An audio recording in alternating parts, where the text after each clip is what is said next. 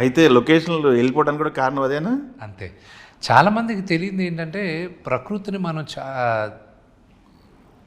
తెలిసే చేస్తున్నారు, తెలియకని చెప్పను, కానీ ప్రకృతిని మనం అందరం డిస్ట్రాయ్ చేసేస్తున్నాం, కాపాడట్లా.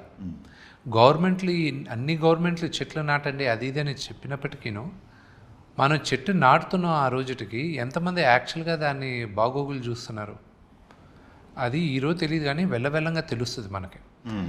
2వ శతాబ్దంలో ఎలాగుండింది మన భారతదేశం, ఓకే, బ్యూటిఫుల్ వాటర్స్. ఇప్పుడు లడాక్ లేలో కానీ నార్త్ ఈస్ట్లో కానీ కొన్ని ప్రాంతాల్లో కానీ ఎక్స్ట్రాడినరీ వాటర్స్, గ్రీనరీ, మౌంటైన్స్ అంతా ఉన్నాయి. ఎందుకంటే అక్కడంతా పొల్యూషన్ లేదు కాబట్టి. అలాంటి సిచ్యువేషన్ వెళ్ళి షూట్ చేయాలన్న ఉద్దేశంతో నేను వెళ్ళి అక్కడ షూట్ చేయను. న్యూజిలాండ్ మొత్తం. ఓకే, ఖర్చు ఏం పెరగలేదా మరి న్యూజిలాండ్?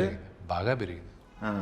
కానీ ఒక కథ చెప్పాలనుకున్నాను, ఒక ఎక్స్పీరియన్స్ ఇవ్వాలనుకున్నాను. నా భావం ఏంటి, I wanted to be true to the nature. Okay, beautiful locations ఉండాలి, నా కథ చెప్పడానికి అది హెల్ప్ అవ్వాలి అనే ఉద్దేశంతోనే నేను అక్కడికి షూట్ చేశాను. ఓకే. ఇప్పుడు వస్తున్నటువంటి so called Indian historical movies మొత్తం కూడా స్టూడియోలో గ్రీన్ మ్యాట్లో జరిగిన పర్సంటేజ్ ఎక్కువ ఉంటుంది.